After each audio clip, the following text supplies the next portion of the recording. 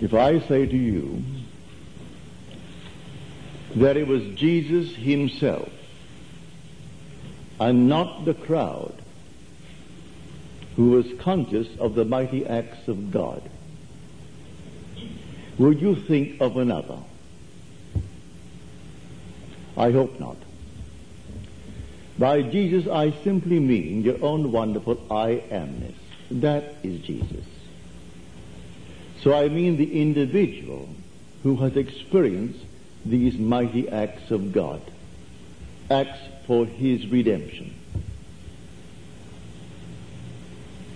It's not an individual outside of you, but your own wonderful I amness. When you say I am, that is God, and that is Jesus.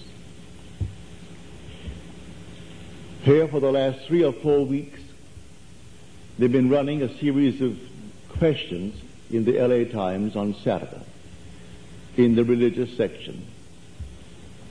And the editor started it by asking a question: how long should a sermon be? And many of them said 3 minutes. For the span of interest cannot be held. They cannot be attentive beyond, say, 3 minutes. For some stretch it to 5. And then, this past Saturday, John Charles Thomas Jr., you're familiar with the name, the great singer. Now, whether he is a junior or this is his son, I do not know. But he wrote a very sweet letter and said he could take 15 minutes if it's well prepared, and if the man who speaks it is convinced of what he says. If he really believes what he's talking about and he's prepared his thought, 15 minutes would be perfectly all right. But he added this much. He said, a sermon that disturbs, the sermon that in some strange way moves the individual, disturbs him, like the comfortable person, the complacent person. It is almost certain that that preacher has an outside source of income. Now that you may take it for the whole vast world. Fortunately, my heavenly Father saw that my earthly father could supply me with that outside source of income.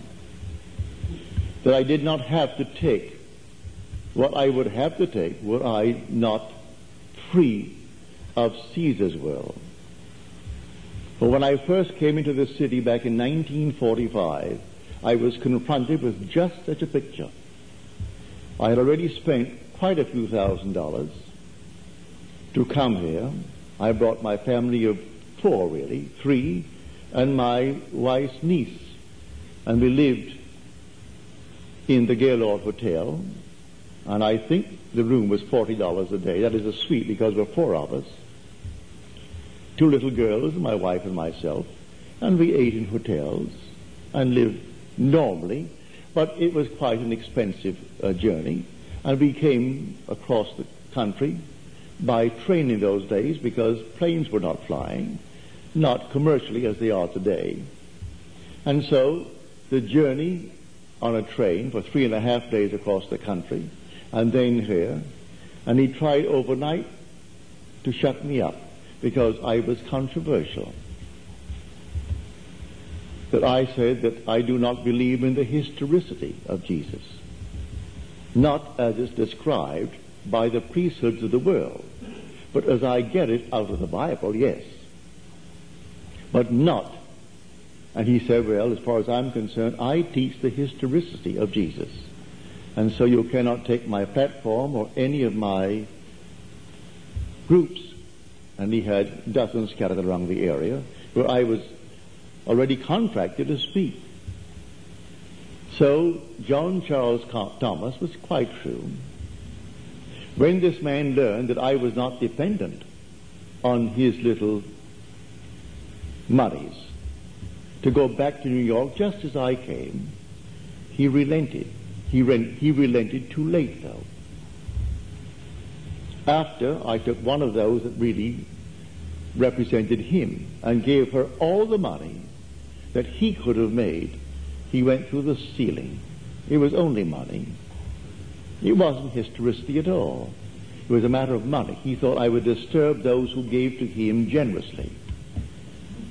And so if you disturb the complacent, the comfortable, who support the churches, because they're sung to sleep 3 minutes, so they can't go beyond 3 minutes. 5 minutes, that's too much. And by then they're snoring. Ask anyone, what is the text of today's sermon? And they can't tell you.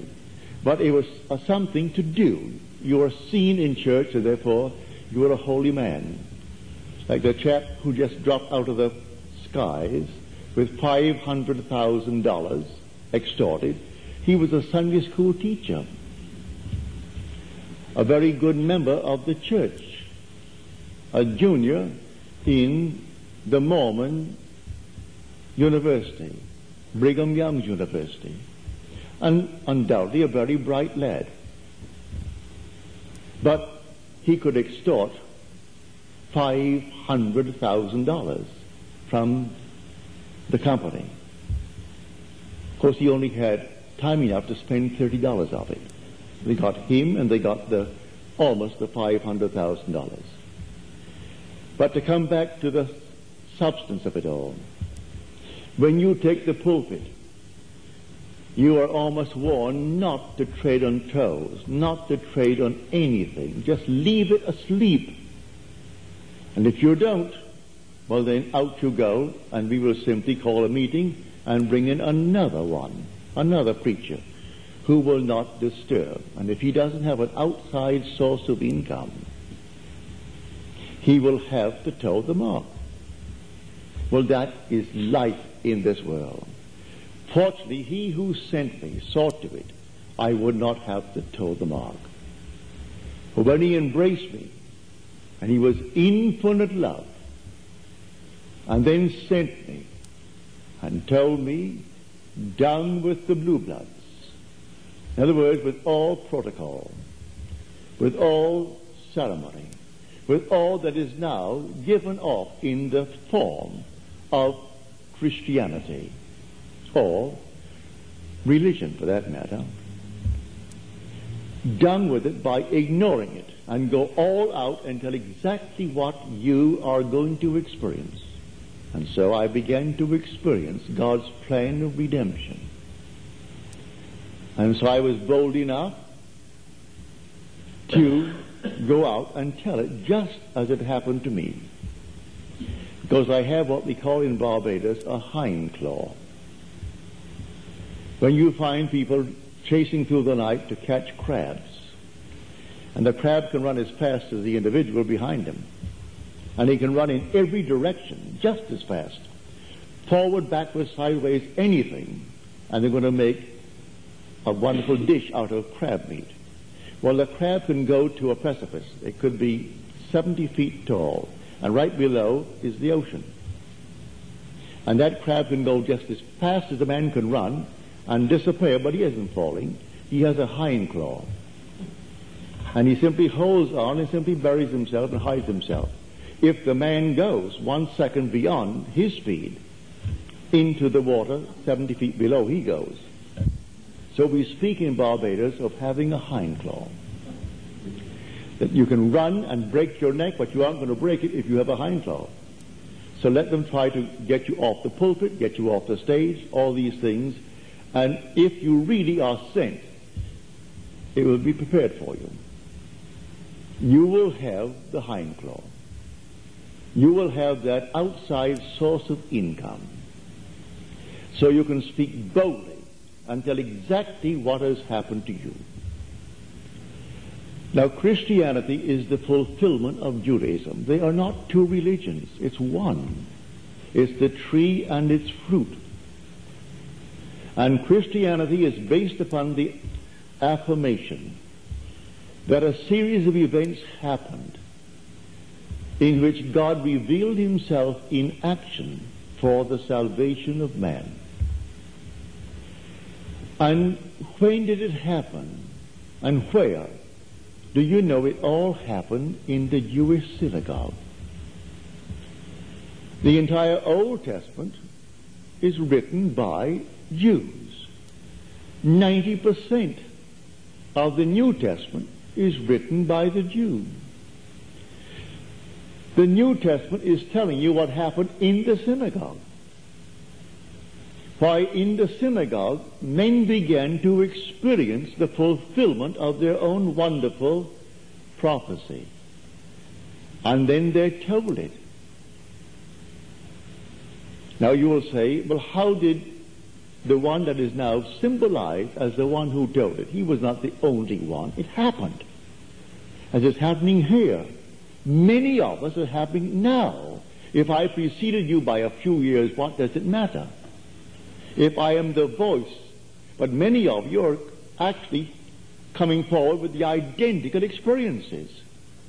So we would form the single unit. Jesus is only a name given. The word Jesus is I am. It's Jehovah. Jehovah is salvation. So in man is having this experience. Now, did he have an outside source of income? Well, may I tell you, you read the 8th chapter, the 2nd and 3rd verses of the book of Luke.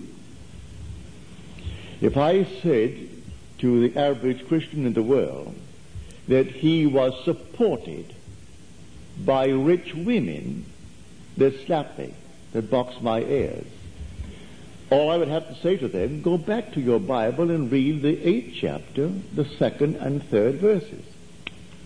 If you're not familiar with Scripture, may I quote it for you? First of all, Luke mentions 3 by name. Mary, who was called Magdalene. Well, Magdalene was a lady of the evening. He said he came to the sinners. He came to the harlots. He came to the tax collectors. These were his friends, those that the world calls sinners. So Mary Magdalene is mentioned first. Then came Johanna.